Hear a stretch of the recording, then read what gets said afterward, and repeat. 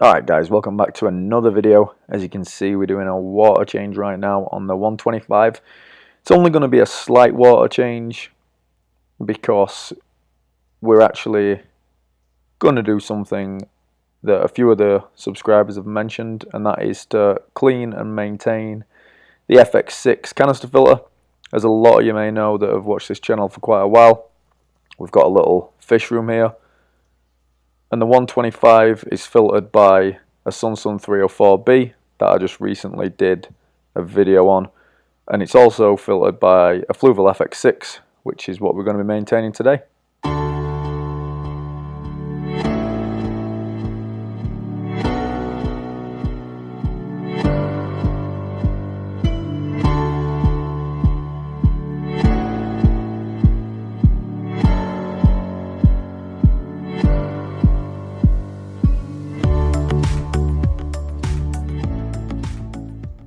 So when maintaining a canister filter, first thing you want to do is obviously turn it off.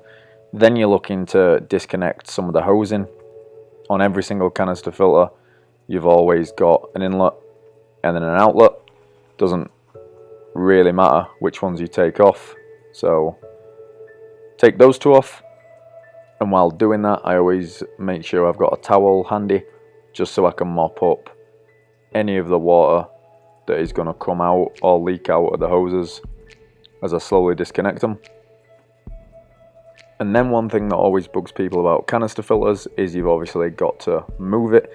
In this case, I built the stand a little bit higher, so I've got a little bit more room to do that deep squat, straight back, bend your legs, not your back, to get the canister filter out, which works pretty good, if I may say so myself. Decent technique there. After that, we're just looking to get into the FX6, so we're going to start off by unwinding every single one of the little white triangles, which can take a while. But if you're wondering something about this clip, no, it is not fast forwarded. Swear on my life. No truer words were ever said. Alright, so now the lid's off. One thing I will say about the FX6 is that the seal for the lid is incredible. Those little triangles that you tie down and screw onto the lid are amazing. Not ever have any worries with a leak. From there, I'm just going to take a little bit of water out of the FX6 and throw it into this 5-gallon bucket. This just makes sure that when I'm rinsing the media, I'm not throwing water all over the floor.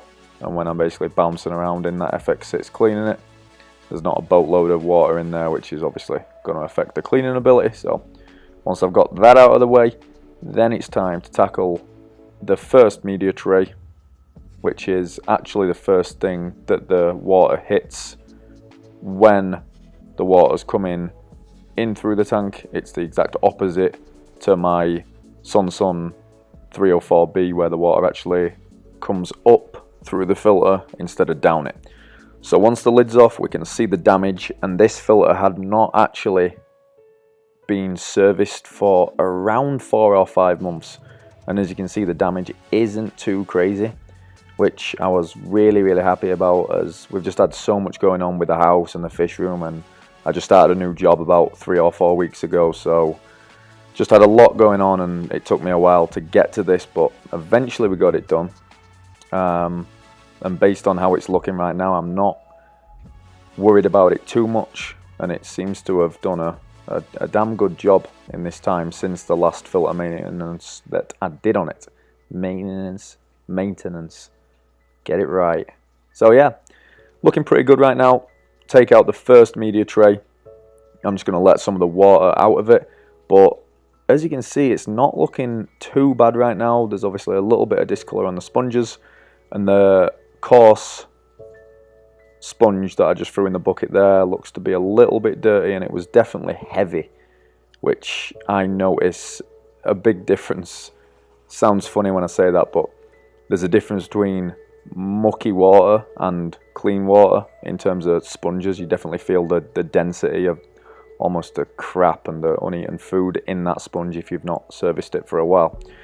So at this point, we're just going to dig into that bucket and basically knead all the sponges out in the tank water. That way you're not disrupting any of the biological bacteria. We're going to squeeze them out as good as what we can, try and get them clean, and then move on to the next one.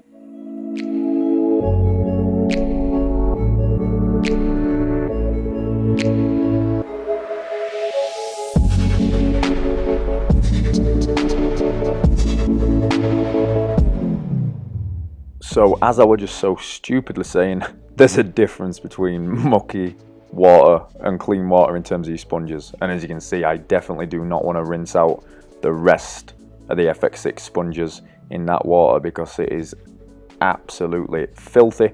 So I'm going to quickly throw this dirty nitrate rich water down the sink and then bring it back, get some more clean-ish water from the 125 gallon tank that's not going to kill the beneficial bacteria in the sponges and the FX6 once I can get it going.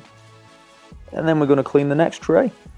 And basically guys, just real quick while this bucket's filling up, the reason why I always mention killing the bacteria if you're cleaning sponges and filtration in tap water is because at least once every video when I mention it, someone comments down in the comment section and says, no, you don't have to do that. The chlorine in your tap water is not going to kill any beneficial bacteria. But what do I know? I'm just trying to help you guys. If you want to listen, you can. If not, and you want to be like that dude, feel free and, you know, do what you want. But here we go. Second tray coming up. This one might not be quite as dirty because obviously it hit the top tray first when it's coming down the canister filter and getting cleaned during the filtration process, but still looking a little bit dirty. You can definitely see there's a little bit of a discoloration in the sponges. So we're going to clean all those out, wring them out the exact same way, and I do believe there's some biological media in this tray as well. So we'll probably clean that out too, unless because of the amount of sponges that are available in the FX6 they're pretty clean, in which case I might just leave them. So that's the first sponge cleaned and put back in the tray. As you can see, there's a big difference between the top one and the bottom one there. So now let's clean the bottom sponge, get that looking like the other one, get all the fish crap and uneaten food and all that bad stuff off it, and then we'll do the middle one.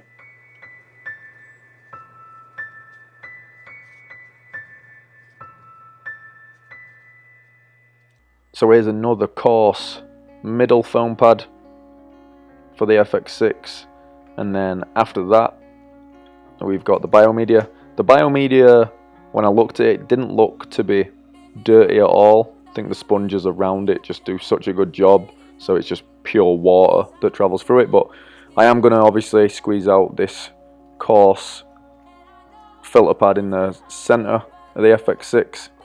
And again, we're just kneading it right down into that bucket, trying to get every single piece of that crap out of the sponge. Once we do that, getting rid of the water again, then we can throw that back in, set that up, discard that.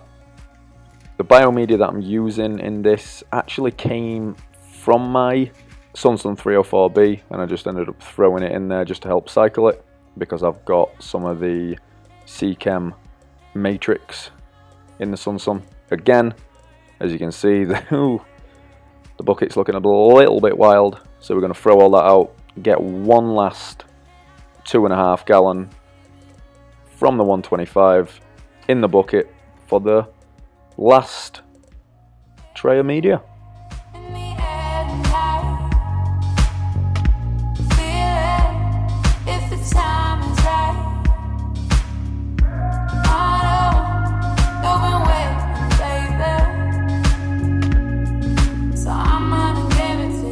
So here we have the last tray.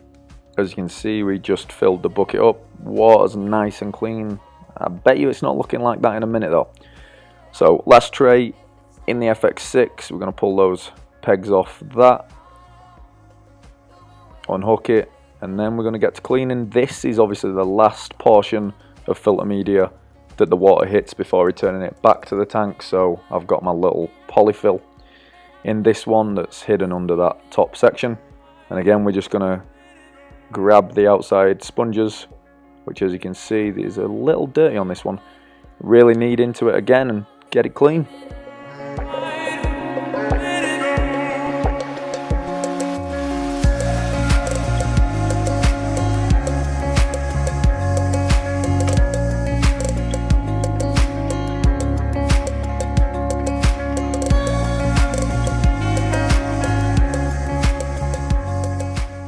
So now it's time for the middle portion of the bottom tray, and as you can see, the polyfill has been doing its job. It looks absolutely disgusting, just fully saturated with leftover food and fish crap and everything else that could possibly be in there. Pretty disgusting looking at it right now. Firstly though, we're just gonna clean the Fluval given fairly fine sponge. Again, just kneading it deep into that bucket, getting as much of that stuff out as possible.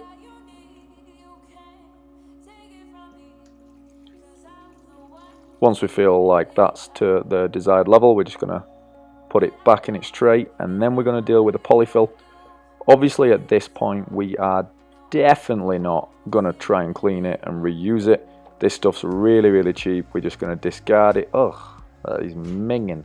We're going to just discard it, throw it in the trash, and grab a new bit of polyfill from our handy dandy trusty little shelving unit that we built a few months back. Grab a little bit of that, throw that in the tray, cap it with a Fluval sponge, and get this bad boy going. So now we've got the 3 trays done. As you can see, we've got the pegs in this one. Bucket's looking dirty. All we're going to now do is rinse out the FX6 a little bit. Pretty careful to do this quickly, as obviously I don't want the media trays drying out, so do that real quick, and then we're going to get the trays back in and get it all hooked up. So now all we're going to do is reset up our media trays, just making sure that we're putting them the correct way in the canister filter. Obviously this setup comes down through the filter and then out, so you want your coarse media at the top, your bio somewhere in between, and then the fine media, or at least that's how I do it for this specific filter, and I do it the opposite for the Samsung 304B, seeing as though the water flows in the exact opposite way. Whenever you're doing this for an FX6, I just like to stack the trays on top of each other, put the pegs in exactly like that, lift everything up as one. As long as everything's straight, you should be golden, and then just slowly drop it into the canister, and then you can set it up, move some stuff around if you need to, and then put the lid on, and that's exactly what we're going to do now. One last thing that I like to do, however, before that is to fill the FX6 up about 3/4 of the way. That way it doesn't have to fill itself up, and the motor doesn't have to work quite as hard to do that, as I'm obviously manually doing it. After that, we're making sure that pipe gets through the side there, lock it in place, and then get everything screwed back on.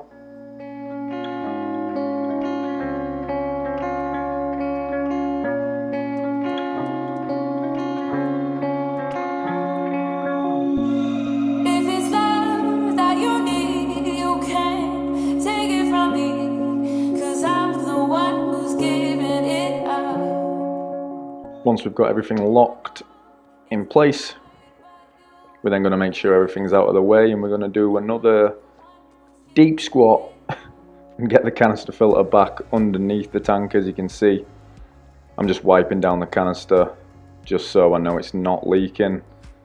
I don't want to put the canister back if it's got watermarks and then come back in half an hour and see that it's still got watermarks, and I'm wondering if that's because it's leaking or because I never cleaned it before. So that's why I wipe that down. I also just want to make sure that all the cables are in the correct place so I don't move the canister onto them.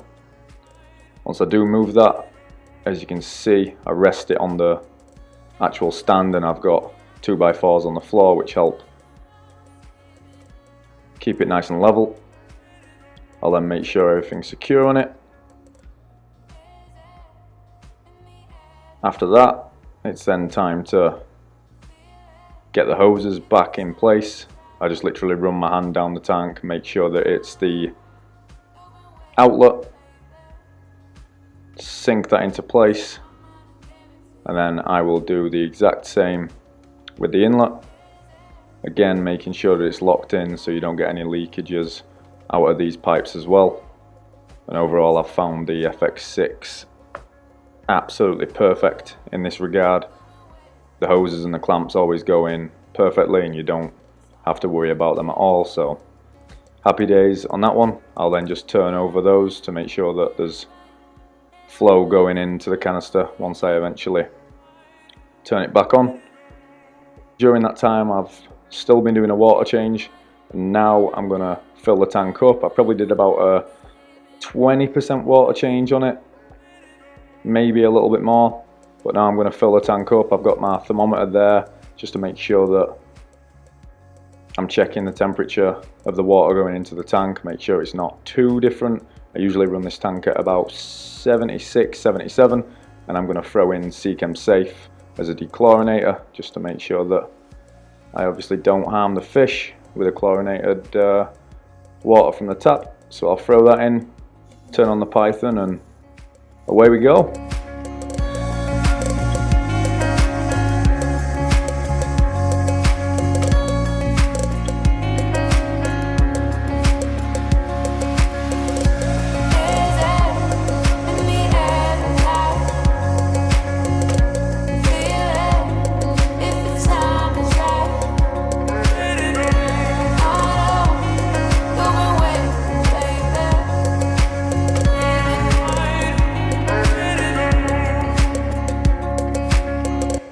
Occasionally during water changes as well as feeding, I like to play a little game with my wife's blood parrot Bubba. As you've seen on this channel before, he does actually eat out of your hand, but he is very responsive to fingers in the tank as well, and he seems to react quite well to it, and we have a little face-off from time to time. So whenever I'm bored and we fill in the tank, me and Bubs tend to do that, which is pretty cool. But let's get filling the tank, and then I'm just going to clean the glass to finish, and that is pretty much it for a filter maintenance on the FX6 and indeed the 125 gallon tank.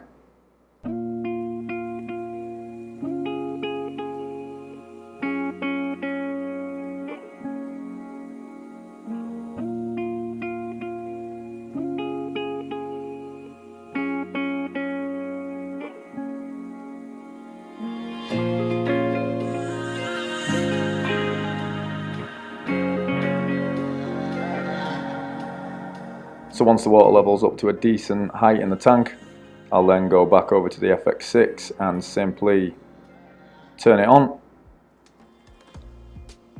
It pretty much starts going straight away, and during this water change process, from a video that I watched a few months back from Aquarium Corp, it's always good to have a little bit more oxygen exchange and surface agitation in your tank, just in case you do put in some more dechlorinator than what you should have done, as sometimes the dechlorinator can strip oxygen from your water. So as you can see, I've got the air pump and the tumbler piece creating some bubbles and surface exchange, and then now I've turned on the FX6, that's also creating more. So if I have done a little bit extra dechlorinator, it's not going to really affect the fish too much, because obviously I'm creating all that surface agitation, which is going to help air out and increase the oxygen in the tank, even though there's new water coming in. So that's a little tip.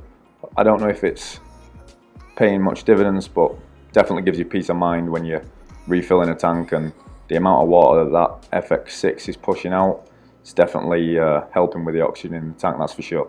So as you can see, we're just cleaning the tank now with this nifty little glass cleaner. Definitely wouldn't be able to clean this tank as good if I didn't have this. So if you do have a wall tank, I would strongly advise one of them. So just going to carry on doing that. Wait for the tank to fully clear. As you can see, I'm inspecting that part pretty intensely, but we'll get it, fill up the tank and show you the final product.